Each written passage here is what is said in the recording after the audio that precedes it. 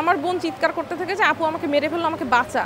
আমি আমার বোনকে সেভ করতে গিয়ে আমাকে একদম মাথার এইখানে মানে বাড়ি যখন দেয়, আমি আসলে তখন মানে আমার সেন্স ছিল কিন্তু আমি আর সোজা হয়ে দাঁড়াতে পারতেছিলাম না। চাওয়া তো একটাই, আজকে মার খাইছি, কালকে সুস্থ হয়ে আবার কালকে যাব। কালকে আমি আবার যাব। যদি আজকে আমাকে রিলিজ করে দিত আমি হয়তো আজকেই চলে যেতাম, কিন্তু যেহেতু আজকে সম্ভব না, কালকে রিলিজ করে দিলে কালকে যদি আন্দোলন হয় কালকে আমি আবার যাব। কারণ যে দাবির জন্য মার খেয়েছি সেই দাবি তো আমি ছাড়বো না। আমার আব্বু আমাকে বারবার বলছে যে এই সব ছোটোখাটো বিষয় হইতেই থাকে, এগুলো কোনো বিষয় না।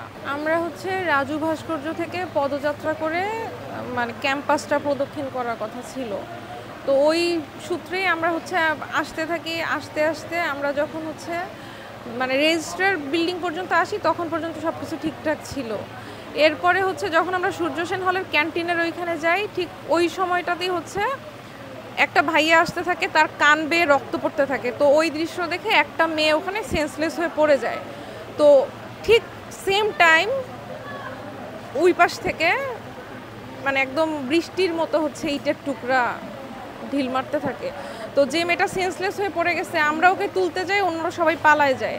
এখন ওই মেয়েকে তুলতে গেছি, আমাদের পিঠের উপর সমানে হচ্ছে ইটের টুকরা এসে পড়তেছে। তো ওইখানে আমরা তিনজন ছিলাম, আমি, আমার ছোট বোন আর একটা ভাইয়া ছিল। তো ওই মেয়েটাকে ওই ভাইয়াটা কোলে নিয়ে আমাকে বলতেছিল যে আপু আপনি পালায় যান, কিন্তু ভাইয়াটা একা একা তুলতে পারতেছিল না ওই মেয়েটাকে। তো তখন হচ্ছে আমিও ওই মেয়েটাকে হচ্ছে মানে কোনো রকমে ধরে যাই, কিন্তু এত বেশি পিঠের মধ্যে পড়তেছিল মানে আর সোজা হয়ে যে দাঁড়াবো ওই এটা ছিল না। পরে ওই ভাইয়াটা মেয়েটাকে নিয়ে আগায় যে আমি এক জায়গায় বসে পড়ি, যে আমার পক্ষে আর মানে হাঁটা সম্ভবই হচ্ছে না।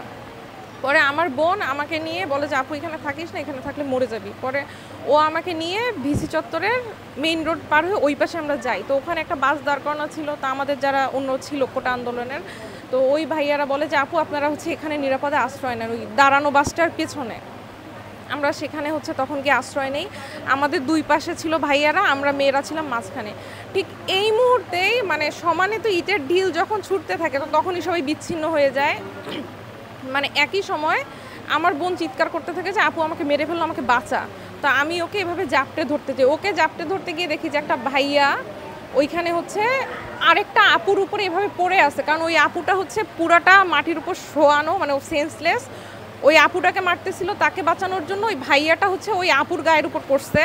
সেই ভাইয়াটার রক্তই যে আমার গায়ের উপর লেগে আছে। সেই ভাইয়াটাকে মানে পুরা মাথা তার থেতলে গেছে বলা যায় ওই অবস্থায়।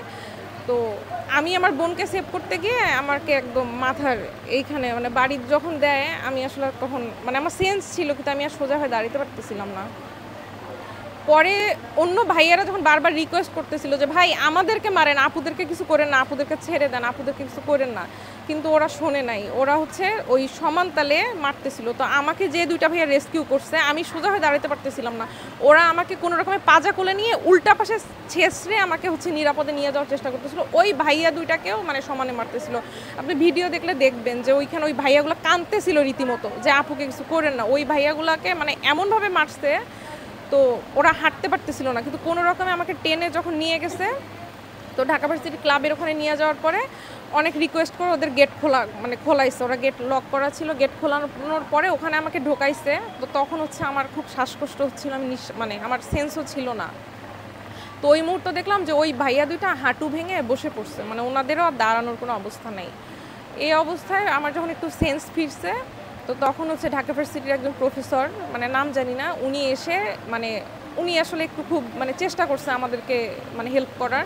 তো উনি হচ্ছে একটা রিক্সা ডেকে আমাদেরকে ওখানে উঠাই দিয়ে উনি পেছন পেছন এসে আমাদেরকে মানে ঢাকা মেডিকেল পর্যন্ত নিয়ে আসে। কিন্তু আসলে ওই রিক্সায় ওঠার পরেই আমি আসলে সেন্স হারাই ফেলে, আমার প্রচণ্ড শ্বাসকষ্ট হচ্ছিল তখন।